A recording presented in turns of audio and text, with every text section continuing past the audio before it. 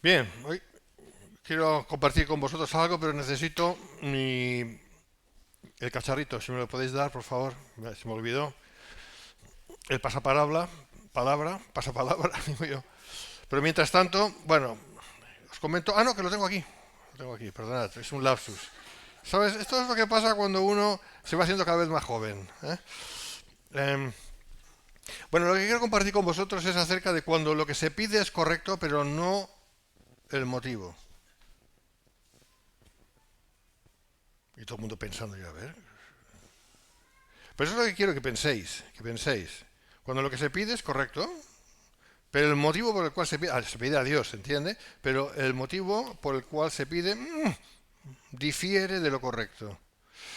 De eso vamos a estar hablando y vamos a poner un ejemplo bíblico al respecto. Con que es bíblico, vamos a ir a la Biblia y estamos en, como dije antes, 1 Samuel capítulo 8. 1 Samuel capítulo 8. Bien, estamos ahí. Iremos viendo la palabra del Señor. Porque esto es una aparente paradoja, ¿no? Es algo correcto delante del Señor, es algo correcto, pero con que el motivo no es correcto, o deja de ser todo lo correcto que debe ser, el motivo por el cual se pide eso, deja de ser algo bueno, deja de ser algo de bendición. Eso es verdad, ¿eh? ¿Sí? Tantas veces pasa, ¿no? Los motivos son muy importantes.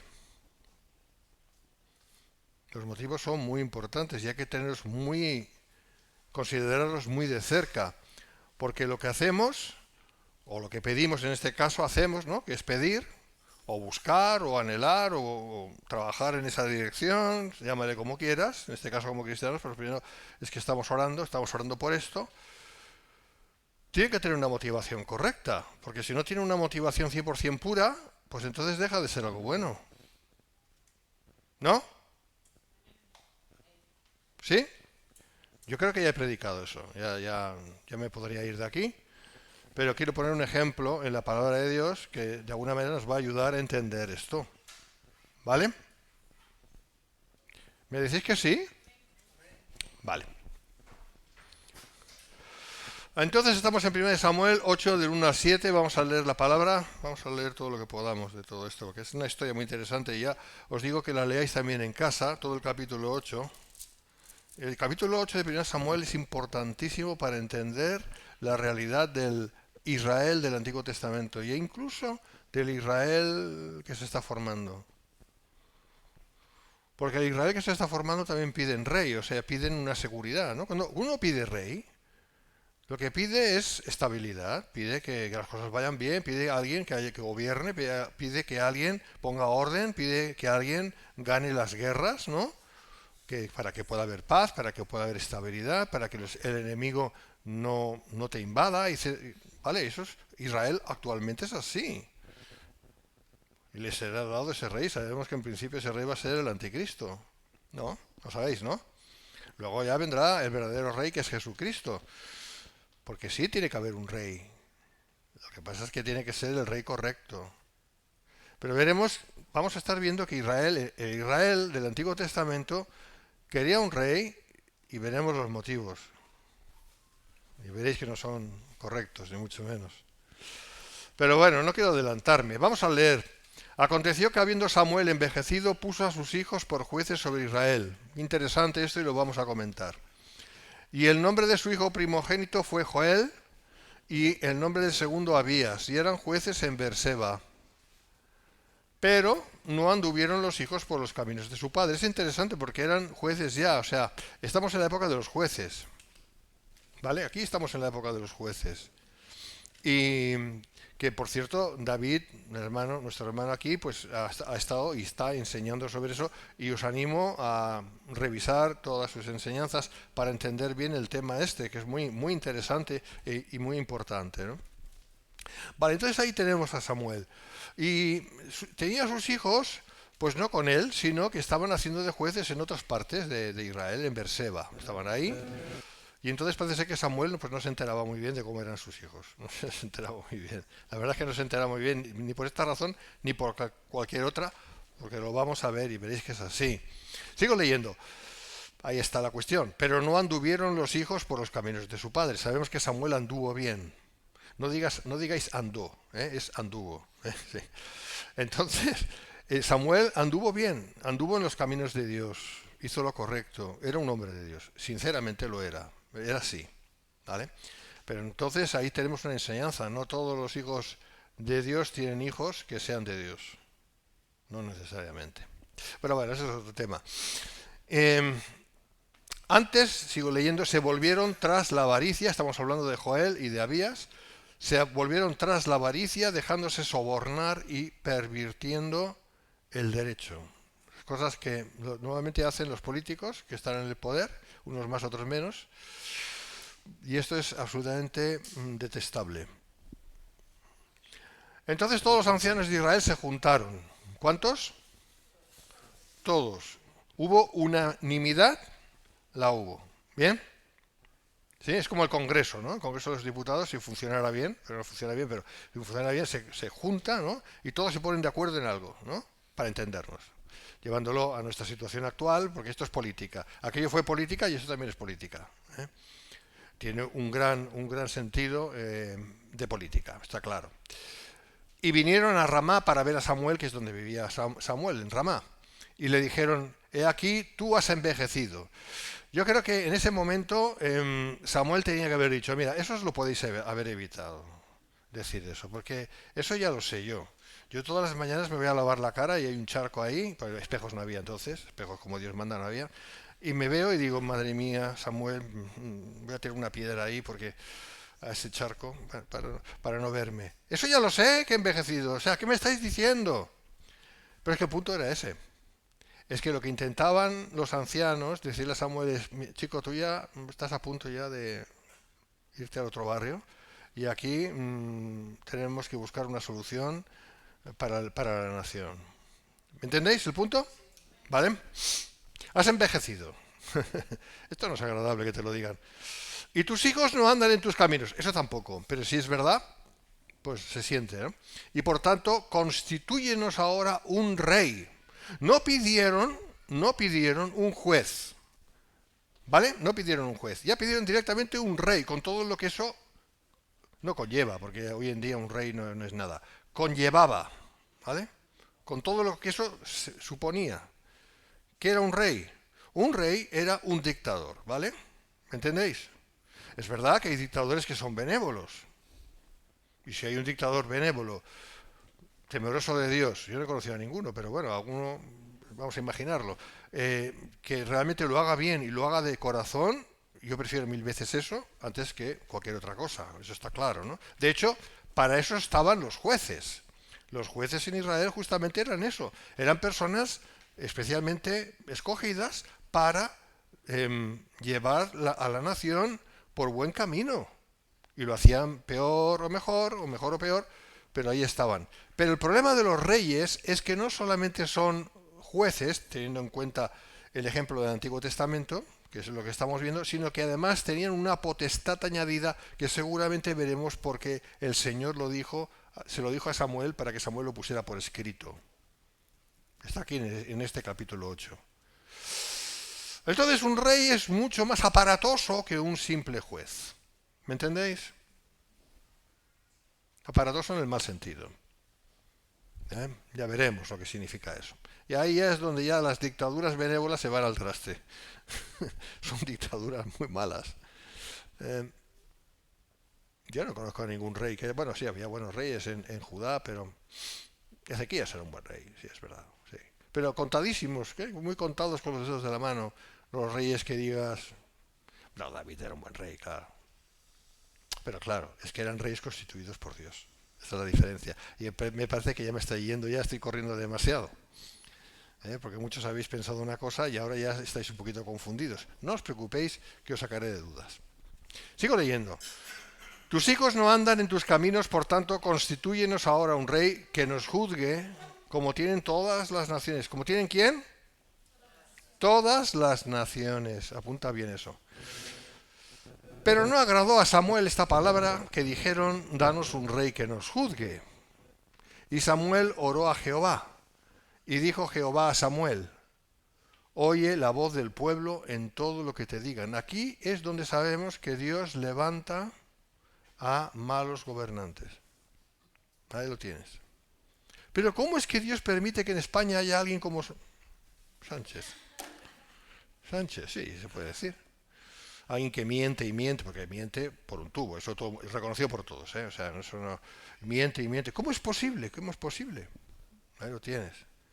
Dios no solamente levanta gobernantes justos, Dios levanta gobernantes. El Señor sabe sus propósitos y, desde luego, ya os puedo decir que lo que viene sobre este país no es nada bonito. Lo que viene es juicio. Y para que haya juicio, tiene que venir lo que tiene que venir, ¿eh? Sobre esta nación y sobre el resto de las naciones, porque ya todo tiene que cumplirse. No es el tema de hoy.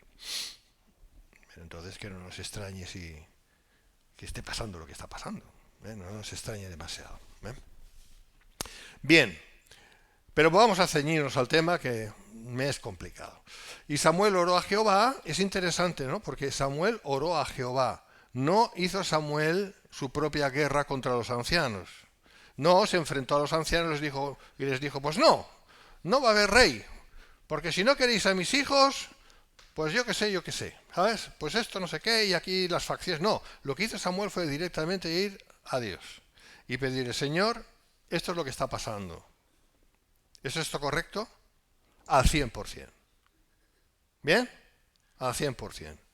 Porque entonces lo que Samuel estaba diciendo es, yo no sé qué, pero lo importante es que tú sepas de mí lo que está pasando, aunque tú lo sabes, Señor, tú lo sabes todo, pero que yo te lo diga, porque en definitiva lo que quiero es que se haga tu voluntad, por encima de mis deseos. Y aquí volvemos otra vez al tema que estamos hablando de España, por ejemplo. ¿Qué es lo que queremos? ¿Lo que es lo que nos gustaría?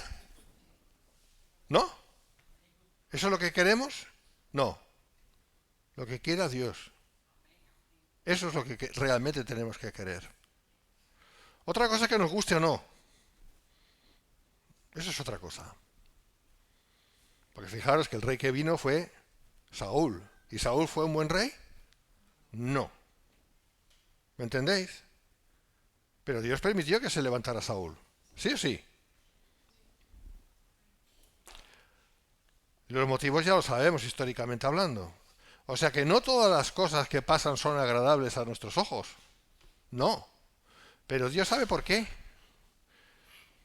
¿Por qué se levanta? ¿Porque Dios las permite o porque Dios ya directamente las levanta? Dios, desde luego, no pasa nada si Dios no lo permite, eso está claro. Dios, es el soberano. Y lo que un cristiano tiene que hacer es decir, Señor, tú mira lo que está pasando, nos gustaría que eso no fuese así, nos gustaría que eso fuera de otra manera, ¿verdad? No hace falta que dé detalles, ¿no? Nos gustaría que fuera así, que fuera esto. Porque tu voluntad es que haya paz, que vivamos bien, que haya, no sé, que todo vaya bien, ¿no? Que la gente sea feliz. Bueno, deseamos que la gente sea feliz, ¿no? Deseamos que, sobre todo los cristianos, pues vivamos bien, no sé, normalidad. Todo eso lo deseamos y es normal. Pero ante todo hay una prerrogativa aquí. Hay algo que tiene que estar por encima de eso. Hágase tu voluntad. ¿Me entiendes? Eso es lo que hizo Samuel. Le dijo a Dios, en definitiva, porque se dirigió a él, por lo tanto, con todas las consecuencias. Con todas las consecuencias. Por lo tanto, lo que le estaba diciendo a Dios es, haz tu voluntad. ¿Amén? Y yo creo que Samuel se quedó muy sorprendido cuando el Señor le dijo, haz todo lo que los ancianos te digan de hacer.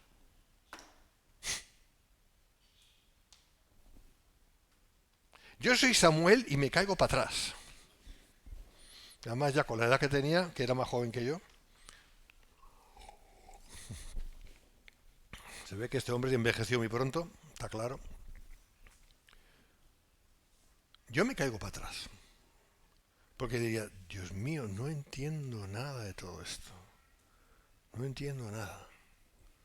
Pero Samuel se miró a sí mismo y dijo, ¿quién soy yo para argumentar contra Dios? Dios es el soberano. Al fin y al cabo, Dios es el dueño de todo. Que haga lo que quiera. No, esa es la actitud. Esa es nuestra actitud, debe ser nuestra actitud también. Que Él haga lo que quiera. Porque para eso es Dios. Y tiene todo el derecho. ¿Me estás entendiendo? ¿Me estás entendiendo o no? O sea, lo primero no es nuestra felicidad. Lo primero no es que yo esté bien. Y si yo estoy razonablemente... Hombre, perfectamente bien es mucho pedir. Pero si yo estoy razonablemente bien, si más o menos todo va... Entonces, sí, Señor, haz tu voluntad. A partir de ahí, haz tu voluntad. No. No es así. No es así. Señor, si tú quieres, me gustaría estar bien, me gustaría esto, me gustaría lo otro. Es peticiones. Las peticiones son correctas. Pero ante todo, hágase tu voluntad. Por encima de mi propio sentido del bienestar.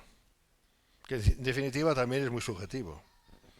Porque tú sabes lo que tú es bueno para ti, lo sé yo, lo que es bueno para mí. No. Porque Dios es el eterno. ¿Me estás entendiendo? Él sí sabe. Es un Dios de amor.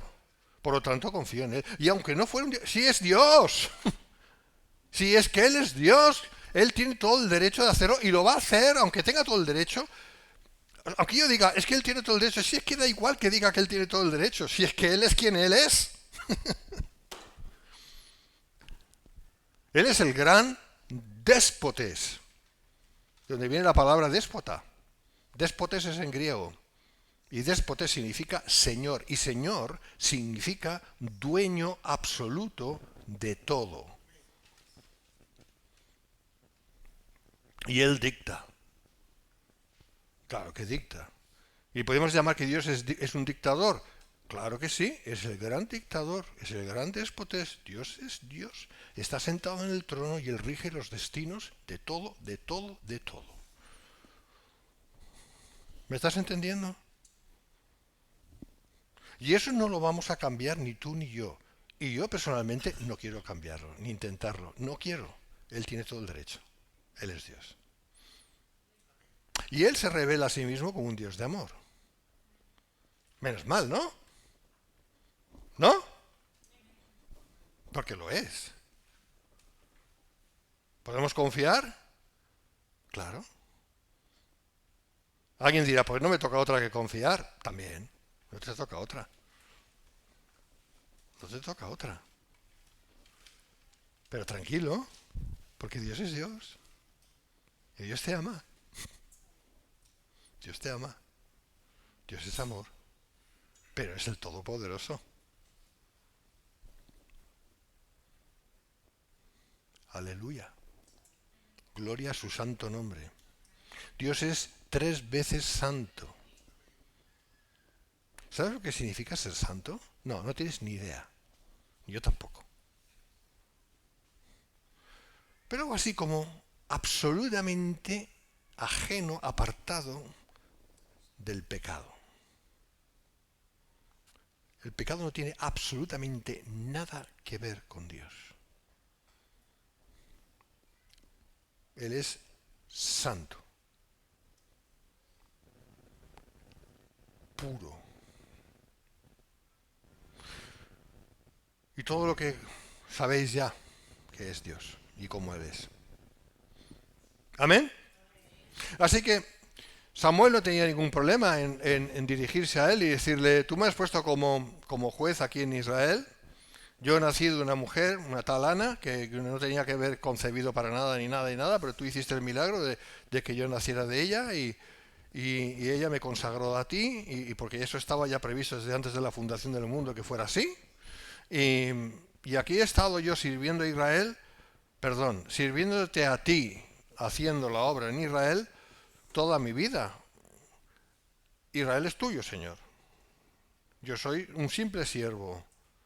Ahora escucha lo que están diciendo los ancianos, que quieren un rey. ¿Qué hacemos? ¿Qué hacemos? Esta es la actitud de Samuel respecto de Dios, dirigiéndose a Dios. ¿Qué hago?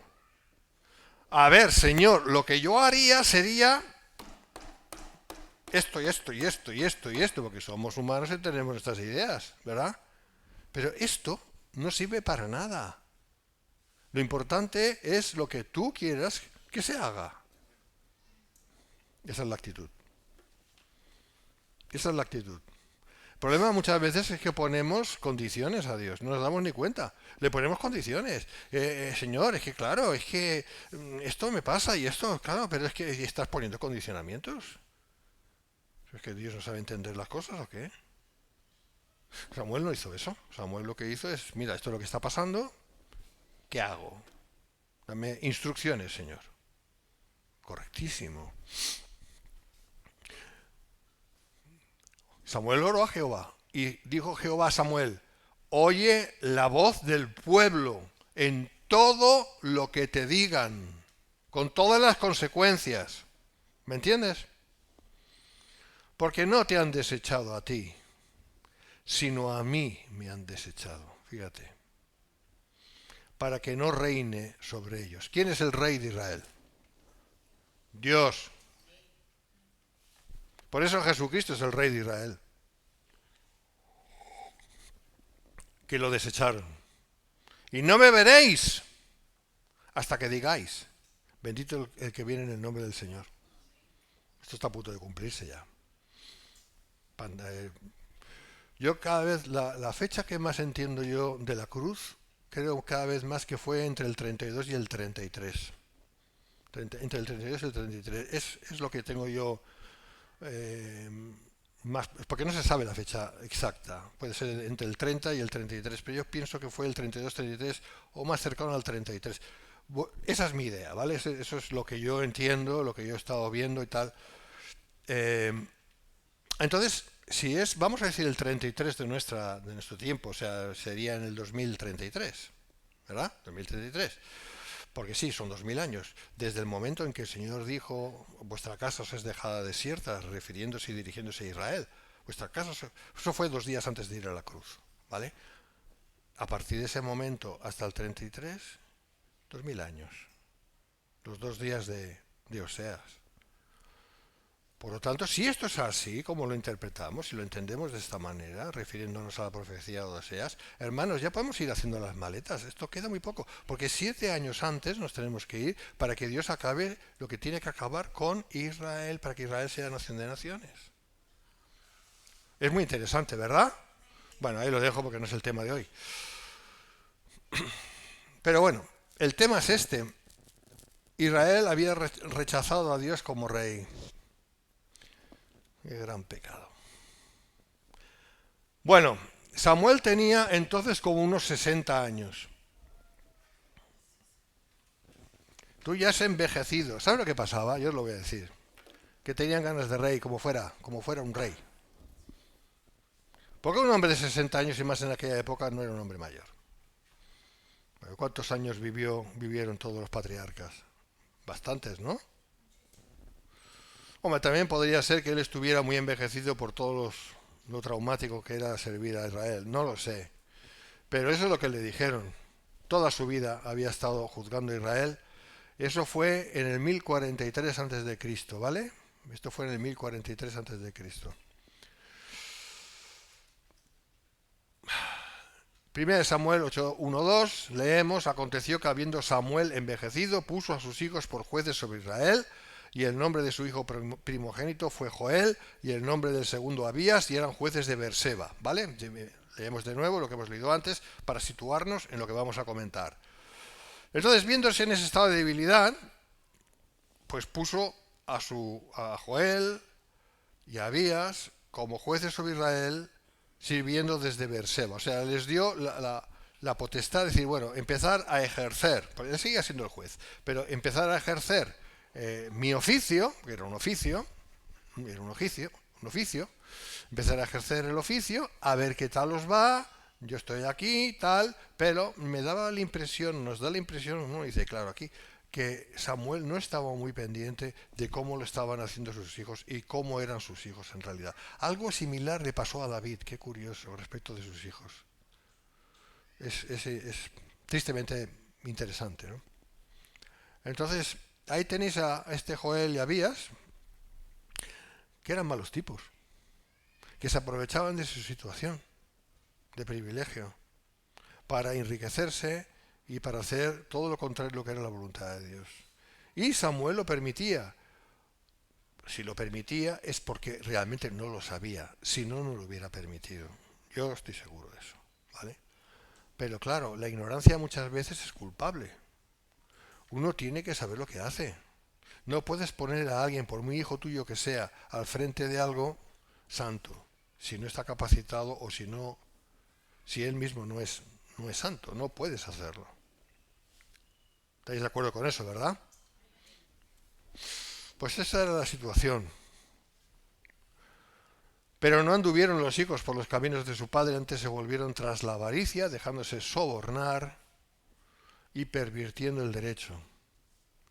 Esto pasó también con los hijos de Elí, que fue su primer mentor. Elí fue mentor de Samuel, ¿sabéis? ¿No?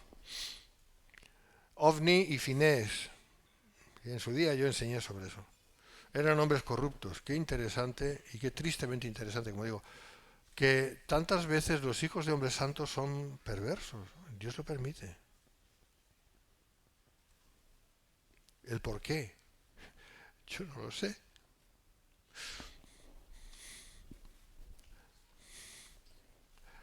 Sigo. Joel y Abías eran hombres avaros, injustos y codiciosos, contrarios totalmente a Samuel, su padre.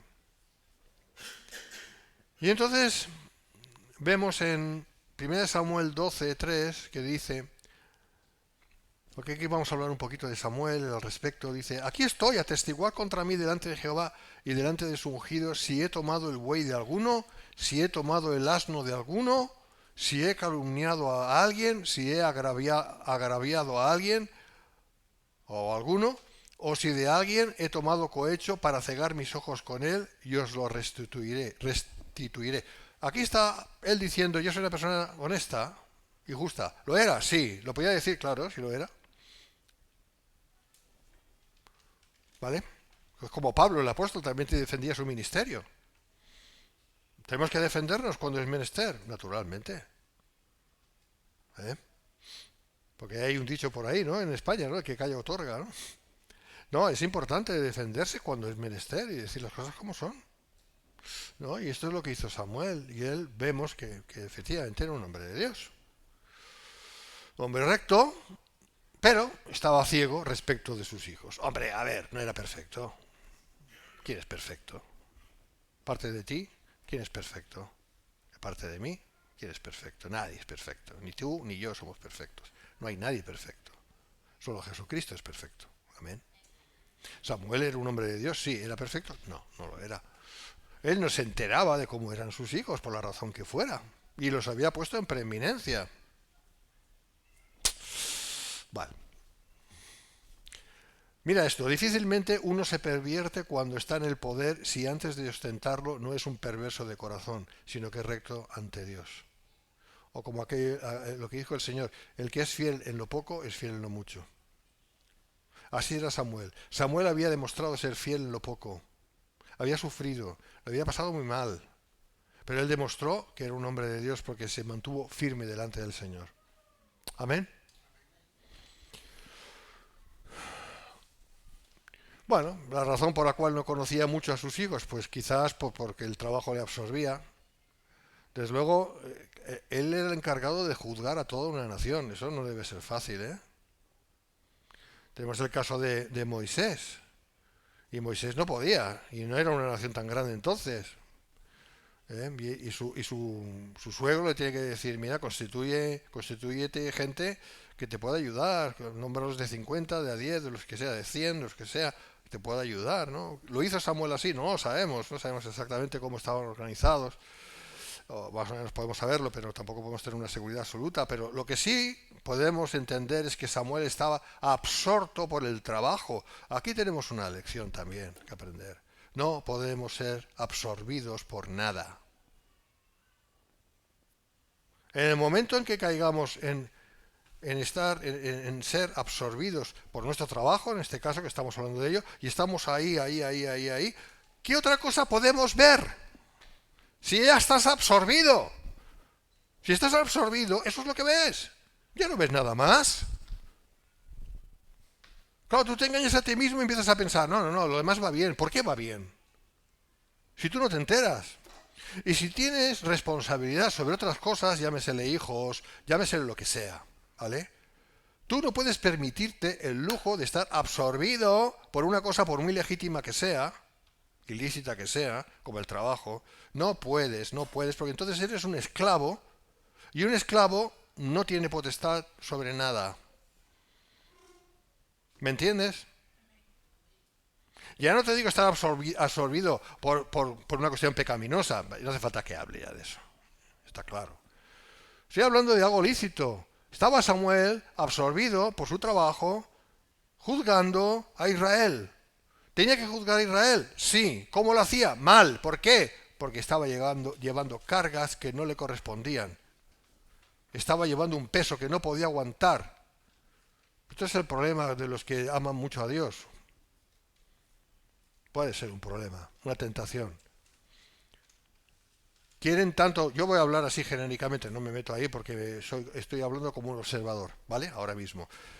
Quieren agradar tanto a Dios que se pasan de rosca. ¿Entiendes? Quieren agradar tanto a Dios que se meten en una vorágine. Pues a mí me pasó algo parecido. Bien, voy a ponerme yo como ejemplo. En el año 14 yo entré en una cruzada en Facebook intentando convencer a los católicos de que se convirtieran a Cristo, ¿vale? Y ¿sabes cómo acabé? ¿Sabes lo que me pasó? No lo sabéis. Pues eso me pasó. Tuve que ir al dispensario que me hicieron un electrocardiograma. Porque yo no lo sabía, pero estaba con una ansiedad que no podía. No me pasó nada, gracias a Dios. Pero ya por ahí empezó la cosa quizás. ¿Por qué entras en ansiedad? Porque te vas metiendo y las personas que somos así, muy de tendencia obsesiva, nos vamos metiendo y llega un momento en que pierdes el norte. Es que lo pierdes. Porque estás metido ahí. Entonces eres esclavo de eso. Y lo que estás haciendo está bien, pero es demasiado. Y estás llevando una carga que no puedes. Ahora, eso que te he dicho de mí como ejemplo, mira de aplicártelo si te está pasando de alguna manera a ti, para que no te pase, para que se te abran los ojos y digas, uy, aquí estoy, lo que le está pasando a Miguel era eso, pero es que aquí puede ser cualquier, a mí me está pasando otra cosa, pero es el mismo ejemplo, ¿me entiendes? Estoy para ayudarte, a menos que esa experiencia, pues a mí te sirva de algo, ¿no?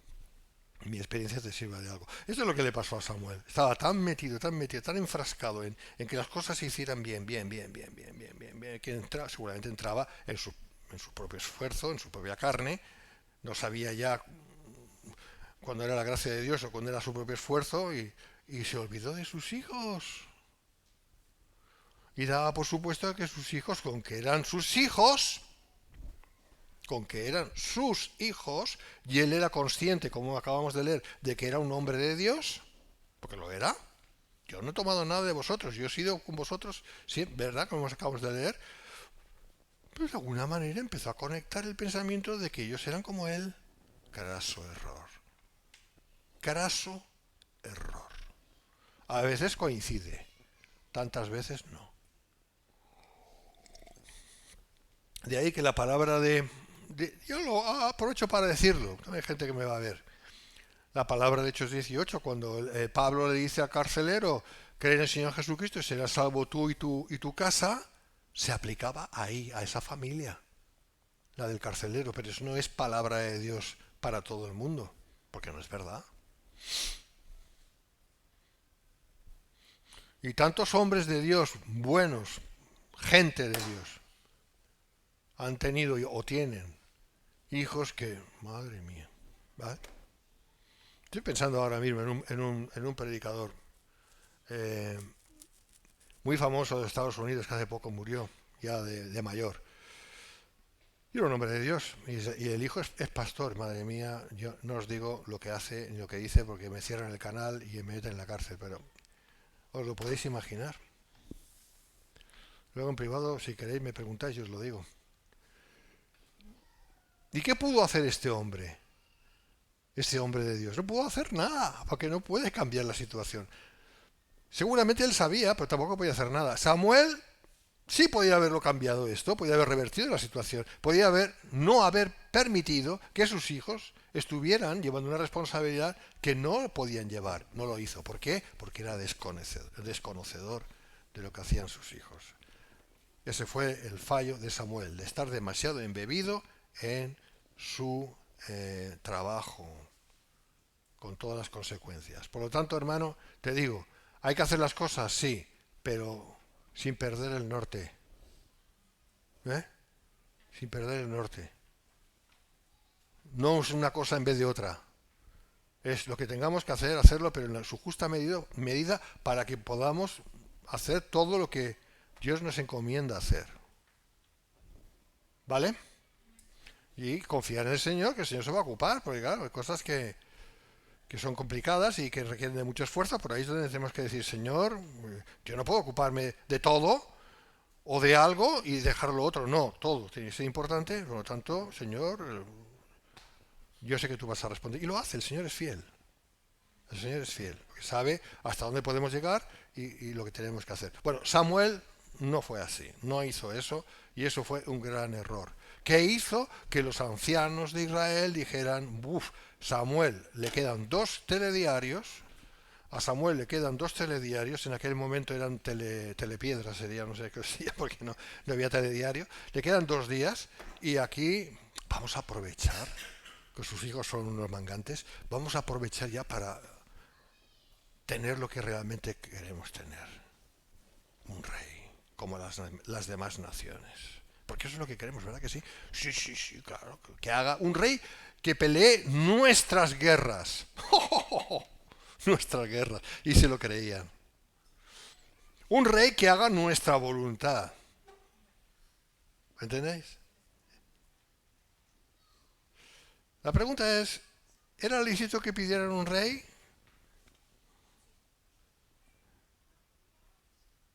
Sí. Y lo veremos porque bíblicamente. ¿El motivo era correcto? No. Porque pedir un rey en vez del rey y un rey para que peleara sus guerras, va a ser que no. Va a ser que no. Pero me estoy adelantando. Las malas resoluciones acarrean pésimas consecuencias. Versículos 4 y 5. Entonces todos los ancianos de Israel se juntaron y vinieron a Ramá para ver a Samuel, eso hemos leído antes, y le dijeron, he aquí, tú has envejecido y tus hijos no andan en tus caminos, por tanto, constitúyenos ahora un rey que nos juzgue. Otra vez, y debo insistir en este punto, es muy probable que si Samuel no hubiera permitido que sus hijos hubieran estado tomando un posicionamiento relevante en la nación, sino que los hubiera apartado y hubiera puesto a otros ayudantes y todo hubiera ido bien, los ancianos no le hubieran pedido un rey. ¿Por qué? Porque no tenían ningún motivo para pedirlo, no podían pedirlo, no hubieran tenido ocasión de pedirlo, ¿me estás entendiendo? Aunque lo hubieran querido, que lo querían, pero no hubieran podido porque no había razón. Pero Samuel les dio la razón. Samuel les dio la razón. Él no quería darles la razón, pero se la dio. ¿Por qué? Porque puso a sus hijos, que eran unos ineptos, eran unos mangantes, eran unos criminales o lo que fueran, o por ahí, al frente de la nación, coayudándole, o sea, en Berseba, que estaba en el sur, para ayudar a su padre, con la intención de que ellos se quedaran como, luego, cuando Samuel partiera, que ellos se quedaran como jueces. O sea que Samuel indirectamente les dio la razón a los ancianos de pedir lo que querían pedir. ¿Me estás entendiendo? No les demos motivos. No le demos motivos al diablo, ni a todo lo que es del diablo. No les demos ningún tipo de motivo. Samuel les dio un motivo, nosotros no podemos hacer eso. ¿Me entiendes?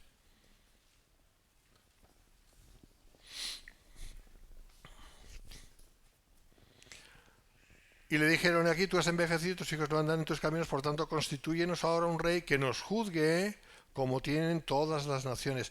Porque Samuel ya les juzgaba. Pero aquí hay un añadido, como tienen todas las naciones. ¿Qué tenían todas las naciones? Ahora lo veremos. No tenían jueces, tenían reyes. Los reyes de entonces.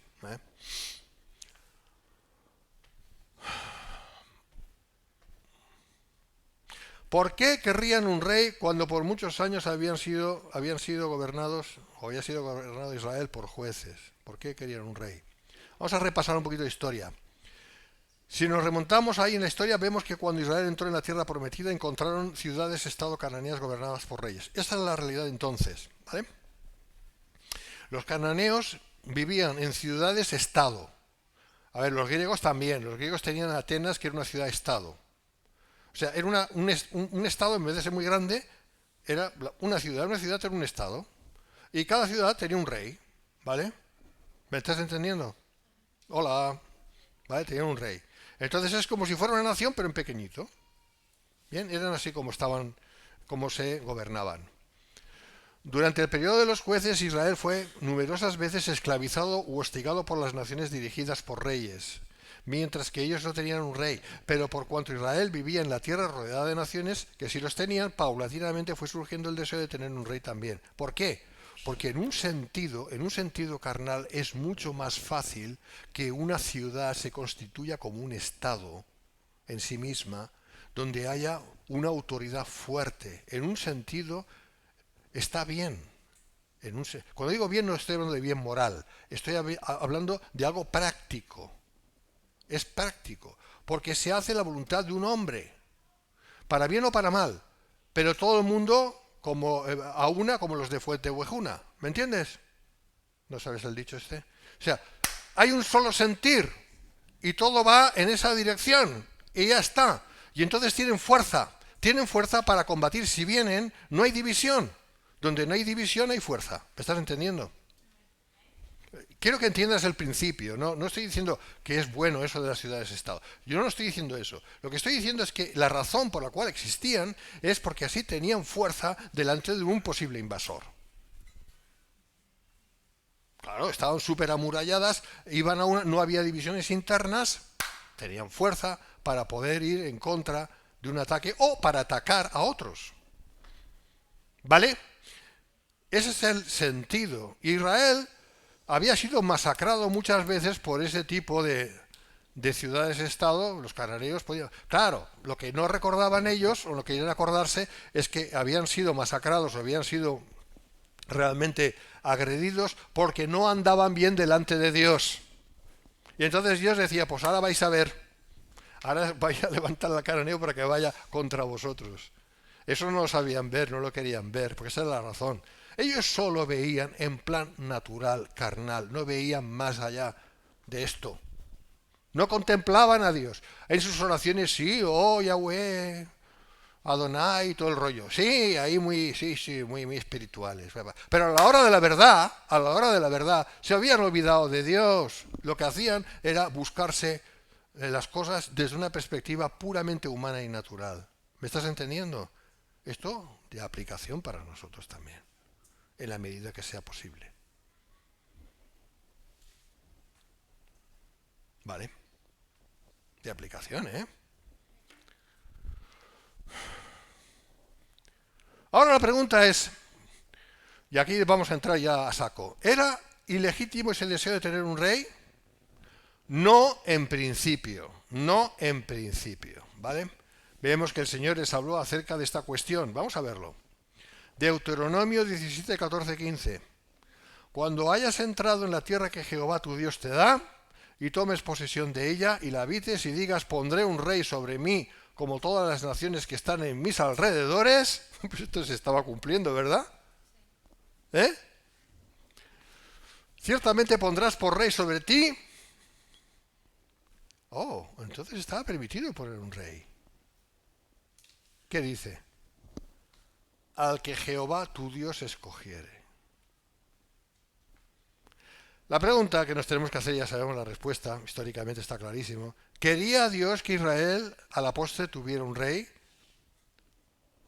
Sí, claro que sí. Jesucristo es el rey.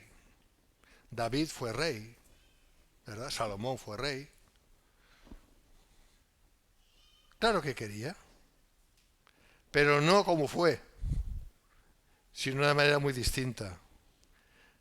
La pregunta es, ¿Dios les hubiera dado un rey plenamente conforme a su voluntad en un momento dado? La respuesta es sí. aquí es como, ¿a qué ejemplo voy a dar? Es como aquel jovenzuelo, ¿no? Que está muy enamorado, muy ilusionado, ¿no? De una jovenzuela, no, a ver, aquí no estamos ya pensando en nadie, ¿eh?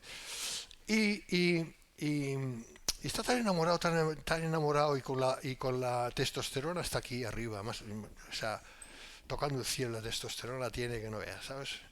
Es muy efusivo el chaval y muy enamorado, muy ilusionado, sí, muy enamorado, muy ilusionado y, y va demasiado rápido.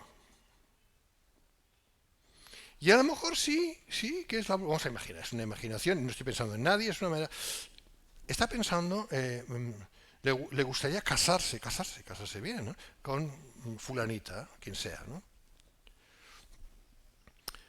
Y es la voluntad de Dios, vamos a imaginar que sí, que es la voluntad de Dios que se case con fulanita. Pero con que empieza a correr demasiado y va demasiado rápido, no llega a casarse. Y es como si se hubiera casado pero sin casarse. No sé si me estás entendiendo. ¿Me estás entendiendo?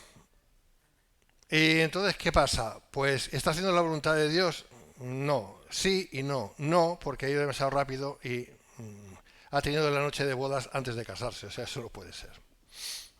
Por eso también os digo de paso, los que sois jóvenes y queréis casaros, tenéis que tener mucho dominio propio, ¿vale?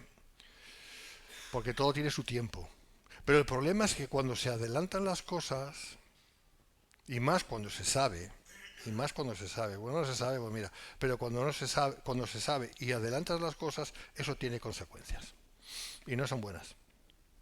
Y no son buenas. ¿Vale? ¿Me estáis entendiendo? Es que es un ejemplo gráfico, o sea, es un ejemplo que lo entiende hasta Federico lo entiende, ¿vale? Entonces, eso es lo que le pasó a Israel. Los ancianos, ¿qué es lo que querían? Un rey. ¿Quería Dios que Israel tuviera un rey? Sí, pero en su tiempo.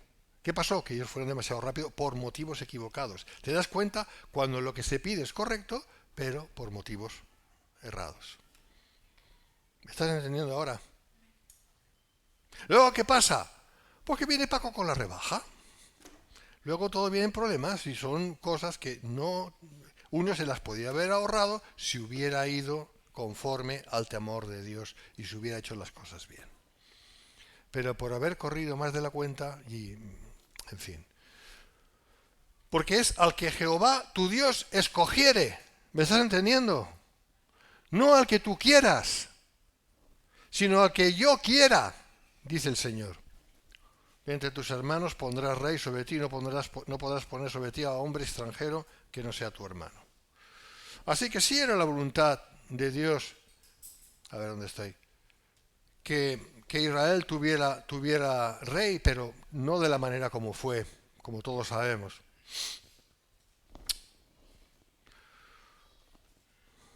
El motivo estaba equivocado. 1 Samuel 8:20, nosotros seremos tan bien como todas las naciones y nuestro rey nos gobernará y saldrá delante de nosotros y hará nuestras guerras. ¿Ves? Esta es la ingenuidad estúpida de tantos. Pero vamos a ver, si tú pones a un rey, ¿tú crees que va a hacer lo que tú quieres? Piensa en un rey de aquella época, ¿vale? No pienses en el PNL que hay aquí, que no tiene nada que ver. Piensa en el rey de aquella época, que era un tirano, un dictador, alguien que hacía su voluntad y punto, y nadie le tosía, ¿vale? Eso era así. ¿Me estás entendiendo? Dime que me entiendas, si me entiendes. No quiero perder tiempo en descripciones. Vale, entonces, ¿tú crees que un hombre así va a hacer lo que el pueblo quiere? ¿Que va a pelear las guerras del pueblo? ¿Que va a escuchar a los ancianos? A ver, ancianos, venid aquí. ¿Qué queréis que haga el pueblo? ¿Que haga una guerra? Ay, vale, con que yo soy... ¿Tú crees que él en su orgullo va a coger su corona y la va a tirar al suelo? No, para algo llevaba corona. La corona significaba yo hago lo que quiero. ¿Me entiendes? Pero estos ignorantes, ingenuos, buenistas de israelitas que se habían olvidado de Dios, lo que estaban diciendo es queremos a alguien que nos haga ganar batallas, las nuestras. Es decir, que pelee por nuestro interés. No, amigo mío, no. No va a pelear por tu interés, peleará por su interés. Y aquí está el Señor diciéndolo en 1 Samuel capítulo 8, que dice, en el versículo 11 en adelante, dijo pues, así hará el rey que reinará sobre vosotros, tomará a vuestros hijos y los pondrá en sus carros y en su gente de a caballo, para que corran delante de su carro, y nombrará para él, ¿verdad? Jefes de miles y jefes de cincuentenas los pondrá a sí mismo a que aren sus campos y siguen sus mieses, a que hagan sus armas de guerra y los pertrechos de sus carros. Y tomará también a vuestras hijas para que sean perfumadoras, para que sea lo que sea, cocineras y amasadoras, Asimismo tomará lo mejor de vuestras tierras, de vuestras viñas y de vuestros olivares y las dará a sus siervos. ¿A quién? A su gente, a los que le apoyan. Esto es lo que hacen los tiranos. Diezmará vuestro grano y vuestras viñas para dar a sus oficiales y a sus siervos, que son los que le protegen. ¿Me estás entendiendo? ¿Está pasando esto hoy en día? Claro que está pasando, pero entonces será más claro.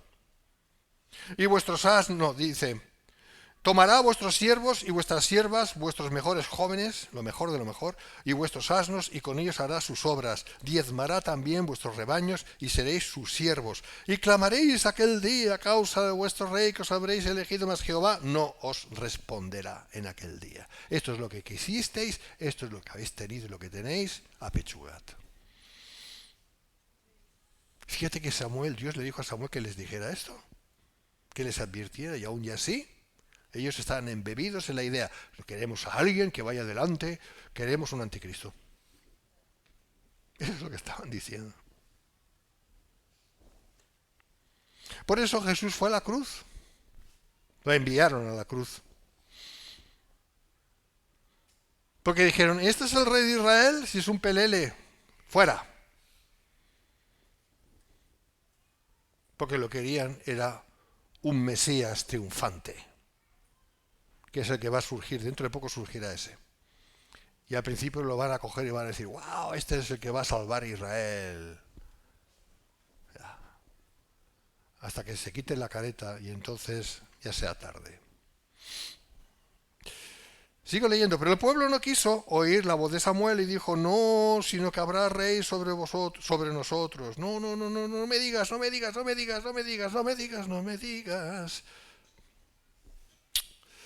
Y nosotros seremos también como todas las naciones, eso es lo que querían, ser como los demás, seremos como todas las naciones y nuestro rey nos gobernará y saldrá delante de nosotros y hará nuestras guerras, que hemos leído, etcétera. Y oyó Samuel todas las palabras del pueblo y las refirió en oídos de Jehová. Mira, Señor, porque él era intermediario. En el Antiguo Testamento era así. Samuel era el intermediario entre Dios y el pueblo. Esto es lo que está pasando. Y Jehová dijo a Samuel, oye su voz y pon rey sobre ellos. Eso es lo que quieren, eso es lo que van a tener.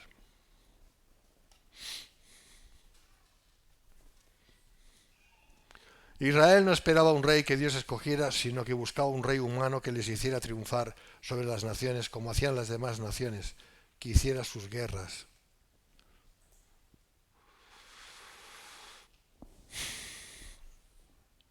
Eso no hace falta. Y dijo Jehová a Samuel, oye la voz del pueblo, lo hemos visto. Proceder de Israel fue sumamente estúpido y necio, ya lo hemos dicho. Ellos olvidaron algo muy importante, que las batallas físicas no sirven para nada en sí mismas. Que en las manos de la voluntad de Dios, cuando es Dios quien lo hace, entonces sí, son batallas santas. Pero es, entre otras cosas, para liberar al pueblo de sus opresores. Estoy hablando del Antiguo Testamento, ¿vale? Pero ellos olvidaron esto, olvidaron que Dios es el Dios, es Jehová de los ejércitos. Es Jehová de los ejércitos. Ellos, pero en definitiva, y que cada vez que ellos habían hecho lo correcto delante de Dios, Dios les había protegido. Y les protegió levantándole a verdaderos líderes. Que ya sabemos los nombres, ¿no? Los jueces, por ejemplo, ¿no? Que hicieron lo correcto. Eso lo olvidaron rápido. ¿Por qué lo olvidaron? Porque en realidad lo que ellos querían era satisfacer su propio corazón. Y este es el gran problema. Tú pides una cosa que es correcta, pero tus motivos son egoístas. ¿Lo entendemos ya? Y no hay mucho más que se pueda decir, porque ya no haya dicho. Es una vida mundana vivir así. Y el problema, hermanos, es cuando nosotros como cristianos no discernimos bien la cuestión, queremos eso, que es lo que nos gustaría y lo que creemos que es bueno, y a lo mejor es bueno en sí mismo, pero los motivos no son los correctos. Y cuando los motivos no son los correctos, porque en realidad lo que buscamos es satisfacer nuestra carne o satisfacer nuestro deseo, sin más, pueden pasar dos cosas. Que Dios no nos lo dé, o que sí nos lo dé, pero haya consecuencias que no vayan a ser agradables. Entonces, ¿qué tenemos que hacer? No pedir, podemos pedir siempre, pero tener muy en cuenta por qué lo pedimos. Y que nuestros motivos, como digo y con esto acabo, sean muy puros. Y si no son puros, decir, Señor, haz tu voluntad. Aquí me planto. Amén. Vamos a ponernos de pie y vamos a orar.